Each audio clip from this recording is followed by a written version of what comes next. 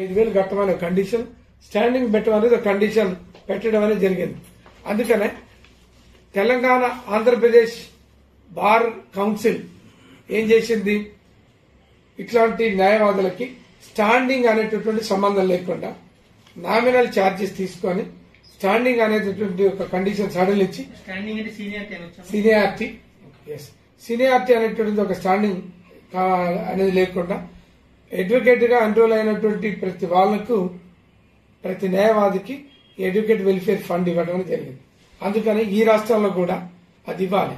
ఇది bar council అనేది ఒక స్టాట్యూటరీ బాడీ అండి. భారతదేశంలో ఉండేటటువంటి అన్ని స్టాండింగ్ బార్ కౌన్సిల్స్ అంతా కూడా ఒక స్టాట్యూటరీని మెయింటైన్ చేస్తూ అన్ని బార్ కౌన్సిల్ కూడా ఒకే రకమైనటువంటి నిర్ణయాలను తీసుకోవాలి. కానీ తెలంగాణ బార్ కౌన్సిల్ ఒక పెక్యులర్ నిర్ణయం తీసుకుంది. ఒక స్టాండింగ్ అనేటటువంటి ఒక కండిషన్ పెట్టింది. 1,000 రూపాయలు కట్టమనేది స్టాండింగ్ కండిషన్ పెట్టింది. దీనివల్ల పేద న్యాయవాదులు 36 నుంచి 65 మధ్యన ఉండేటువంటి న్యాయవాదులకు వెల్ఫేర్ ఫండ్ స్కీమ్ అట్రాక్ట్ కాకుండా పోతుంది. దీన్ని ఎత్తివేయాలనేది ఒక న్యాయవాదిగా డిమాండ్ చేస్తున్నాం. గౌరవ చైర్మన్ గారికి ముఖ్యమంత్రి గారికి కూడా నేను రిప్రజెంటేషన్ ఇచ్చిన. ఇమ్మీడియట్ గా న్యాయం చేయాలి, సడలింపు ఎత్తేయాలి. లేకపోతే మేము ఆందోళన చేస్తాం, మేము కావాల్సినటువంటి అనేక రకాలుగా ఆందోళన చేస్తాం అనేది కూడా నేను డిమాండ్ చేస్తున్నా.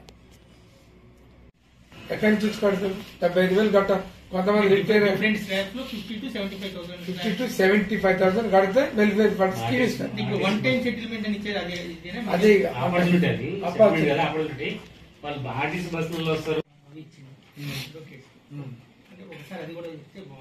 గమనించింది.